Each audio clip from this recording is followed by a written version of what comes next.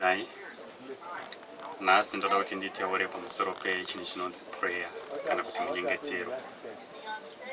Prayer kana kuti munyengetero chinhu chinowanika pabandiko rechinamato kunyengetera, ende tinoona kuti it's one of the method yatinoshandisa. It's a main method yatonyanyoshandisa to communicate with God. Kuna baba vedu vari kudenga tinoishandisa zvakanyanyisa. Asi pane zvandinoda kuti tiedze kubatsirana. Saka ndoda kubatanidza zvinhu zviviri zvinoti prayer and time. Prayer and time. Ndinoona kuti kubva ndamuka kuseni tinogona kunge ndanyengetera kuseni. Asi munyengetero wandanyengetera maybe ndandamata mashoko anoti Mwari ndinokumbira kuti muswere makandichengetedza. Kwadoka ndakunovata ndichanamata ndakuti Mwari ndinokumbira kuti mundichengetedze zvandakunosvika pakurara. Wakataisa pamunyengetero yese iyi mashoko andashandisa kana kuti mashoko andaisa paprayer imwe neimwe ari kufambirana netime. Nokuti ndingadai ndaita like this. Kuti Mwari ndinokutendai muka makandichengetedza, chiswerai makandichengetedza. Ndobva ndatoti ipapo zvekare even nepandicharara ibva marara makaita sei makandichengetedza. Kuchiri kuseni kuma6 iko kwandaisa mashoko eIsaya. Kureva kuti pane mamwe mashoko anga asina kufanira kunge apinda apa. Ndarasana nechinhu chinonzi time. Saka ndinoona kuti time yakakosha when we are doing things. So ndichapa mascriptures anogona kutiratidza kuti time is very important. Unogona kunge uchinamata but uri munhu anorasana futi netime, and unogona kushaya results pane zvinhu zvaunenge uchinamatira because hausi kuziva kufambidzana netime. Uyezve unenge uchingorebesa munamato, une confusion mukati. Ende chimwe chinhu chakanaka ndechekutanga kuziva kuti in this time yandiri chii chakafanira kunge ndichinamata nezvacho. Zvakafanana nemwana kana ari mukereke, mwana ane 5 years kana kuti mwana ane 10 years, angatenge kunyengetera about marriage ichazovako. Alright, along the way maybe akafa. Mwana ngatenge kunyengetera zviri kuenderana naye zvamabhuku by that time. So pane zvimwe zvinhu zvokuti unogona kuwanza munyengetero uchinamata zvinhu zviri mberi. You must be able to sense. You must be able to know your time. Like miti inotoziva nguva yayo yekuti zvino ndakufanira kunge ndichibereka. So those senses takatozvarwa dzirimo matiri to sense, even to know. That's why we have the Holy Spirit to guide us to know what to pray for. Because at times tinongozozviwanza. So ndichatanga kuverenga nyaya iri panapa pana Muparidzi 3. Ndichatanga kuverenga kudivi rechishona 1. Chinhu chimwe nechimwe china musi wacho, uye shoko rimwe nerimwe pasi pedenga rine nguva yaro. Rechirungu ropa rati pana musoro weshoko ripo, a time for everything. There is a time for everything and a season for every activity under heaven. So ndopekutanga ipapa kutoti controller kuti so zvino kana zvichiitika kazhinji zvinoitika munguva yazvo. Handirambe hangu kuti pane zvimwe zvinogona kungozoita kuona Mwari, but zvinhu zvizhinji zvinoitika munguva yazvo according to this verse yandaverenga. Right, tinoti izogona kutibatsira pamusoro prayer. So you must understand now kuti time yauri ndeyei. I think it's only bandiko iroro. Kazhinji chimwe chinhu chinogona kutokubatsira kuti ukwanise kuziva kuti alright, nguva yandiri ndeyakati. You feel it. You feel it. You can sense it. The Holy Spirit can tell you. Anokutokuzivisa ende unokwanisa kutozvinzwisisa kuti this time yandava ndokufanira kunge iri nguva maybe a marriage. Then you start to pray about marriage in the right time. bozi chinhu chinongoitwa naSatani kazhinji kuti utadze kuachiva zvinhu zvako, anongotamba netime, especially if a person doesn't know zviri kufanira kunge zvichiitika during that time. Satani anotamba that time. More ways you are kutonamata, maybe this is the time for marriage, then you are praying for your car. Untoona kuti zviri kupesana, so Satani pakadaro izi can easily turn zvinhu zvanga zvifanira kunge zvichiuya kwauri, then you realize it later. And tine vatendi vazhinji vanozokutaura kuti panguva yakati ndingadai ndakaita zvakati, kureva kuti nguva iyoyo yakatotambwa nayo, kureva kuti maybe panguva yacho iyoyo haana kukwanisa kunge azviziva. So anyway, ndakuenda hangu kubandiko rakati kurei, tiri panhau yeprayer iyoyo. So ndoda kuti ndidzoke zvekare, ndichaverenga Matthew 26. Matthew 26. Tiri panhau yeprayer iyoyo, ndichadzika kuenda pa36. Mondiregerera ndikuita zvese ndichiita kuti ndizvibatanidze. Pa36 inoti iyo: zvino Jesu akasvika navo panzvimbo inonzi Getsemani, akati kuvadzidzi, garai pano, ini ndichaenda kunonyengetera uko. Akatora Petro navakomana vaZebhedhi vaviri, akatanga kuva neshungu nokudumbirwa. Akati kwavari, mweya wangu une shungu kwazvo kusvikira pakufa, garai pano murinde neni. Akapfuura mberi zvishomanene, akawira pasi nechiso chake, akanyengetera achiti, Baba vangu, kana zvichibvira mukombe uyu ngaupfuure kwandiri, kunyange zvakadaro kurege kuva kuda kwangu asi kuda kwenyu. Akaenda kuvadzidzi akavawana vavata, akati kuna Petro, makanga musingagoni seiko kurinda neni nguva imwe chete? Rindai munyengetere kuti murege kupinda mukuedzwa. Mweya unoda hawo asi nyama haine simba. Akaendazve rwechipiri akanyengetera achiti, Baba vangu, kana mukombe uyu usingagoni kupfuura ndisingaunwi, kuda kwenyu ngakuitwe.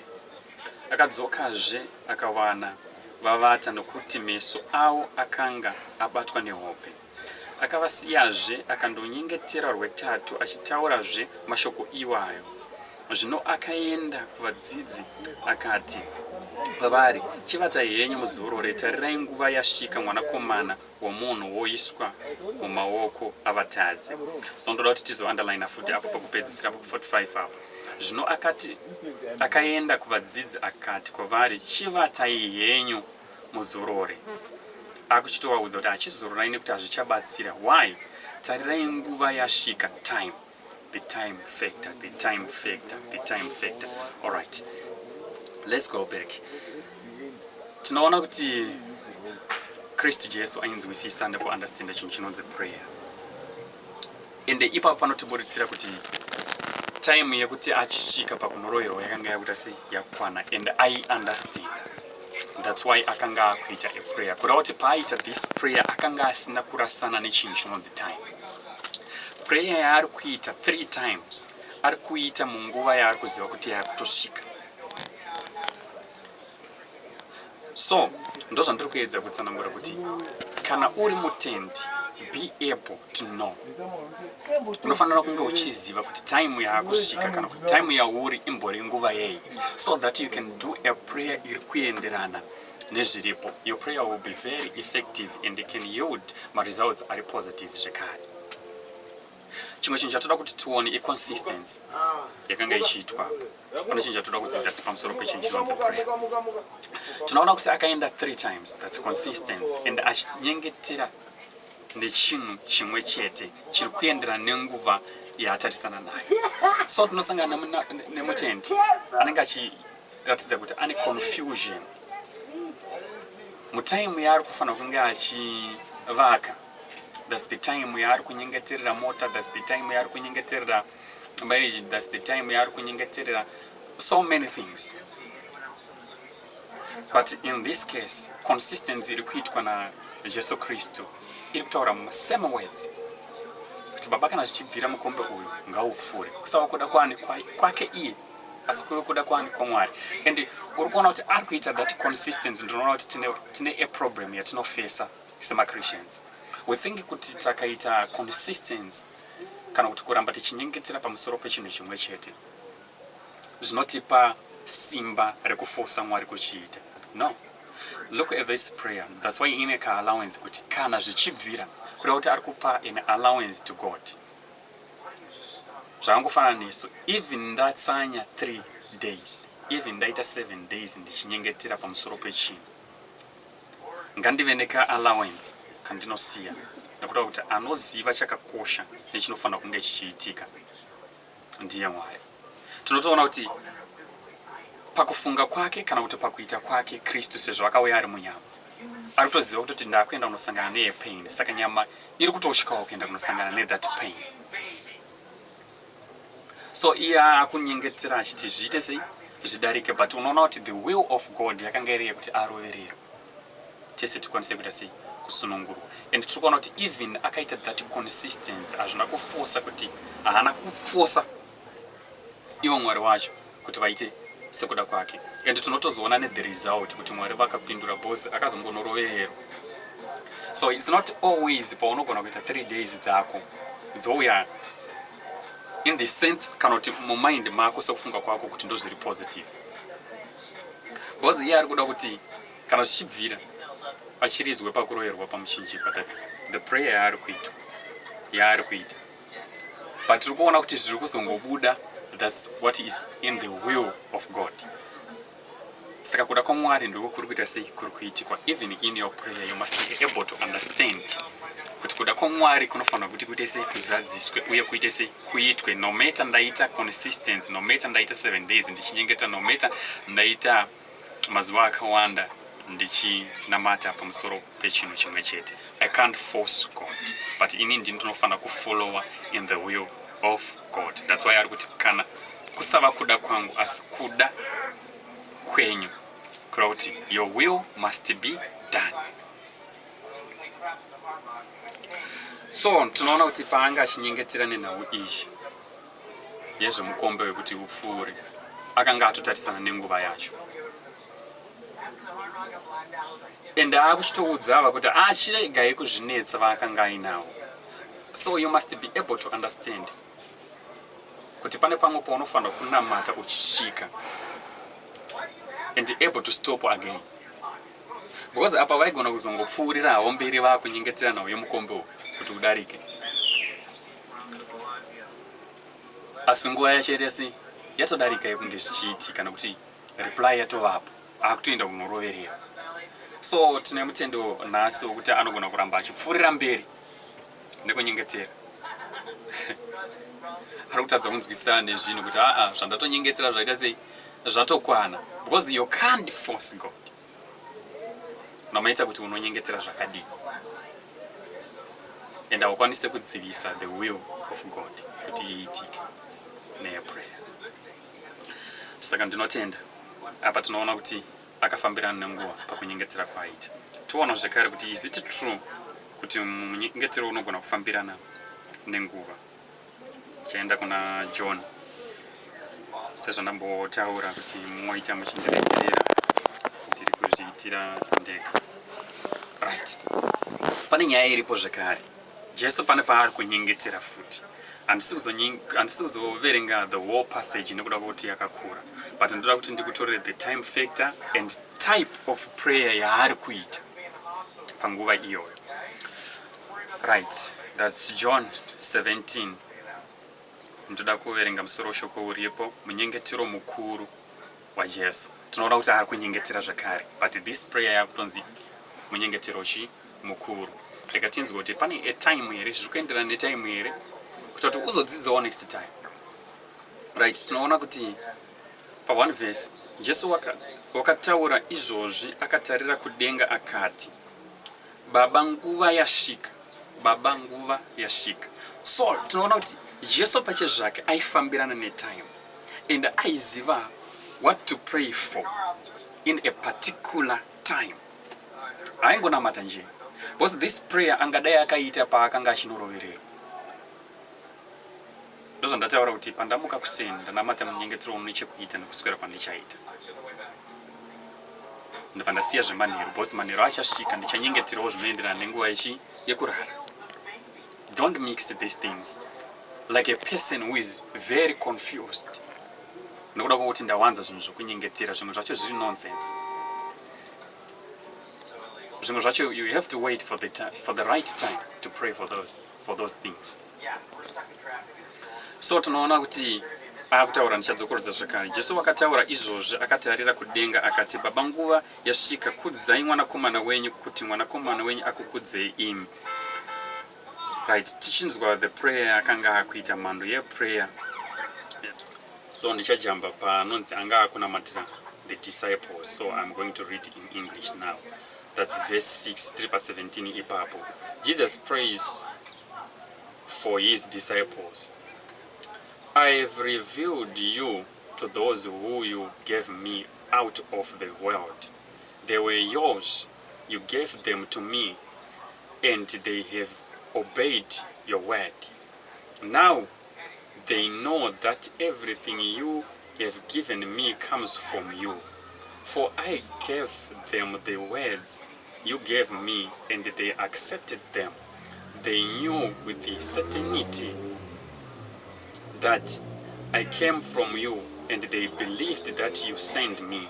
I pray for them. I am not praying for the world, but for those you have given me, for they are yours. All I have is yours, and all you have is mine, and glory has come to me through them. I will remain in the world no longer. I will remain in the world no longer, but they are still in the world. So andichada kuendera mberi. So turikuona kuti time iyi ari kutonyengetera akuziva kuti iye akuchidzokera kudenga. So he must pray zvichienderana. Ndopa patinozoona kuti akanga akutonyengetera kuti tese even vachange vachizobelieve in this word vange vachitochengetedzwa. Ari kuita this prayer zvichienderana netime yaava, ende ari kutaura kuti nguva yaita sei yasvika. Zvichida angadai akati panguva yezvemukombe watamboverenga nezvauye nguva yekuroverwa, angadai akatonamata kuti ini chivachengetedzai sezvo ndakavachengetedza zvandakanga ndinawo sekundipa kwamakaita. But turikuona kuti ari kumirira that time yasvika oita a prayer iri suitable netime yaava. So ndo zvimwe chete zvinofanira kunge zviri kumutendi. Sometimes we can pray a lot, but we still very confused, and our prayers sometimes they are not effective because we doesn't know the will, the time we are, and what we are supposed to pray for. So tangoti tigone kubatsirana pamusoro pechinhu chinonzi prayer. Sometimes pane panobada panoda kuti pagadziriswe. Know your time, pray accordingly, be very wise. Ivana uchenjeri okunge uchinamata. Let the Holy Spirit lead you when you are praying. Amen.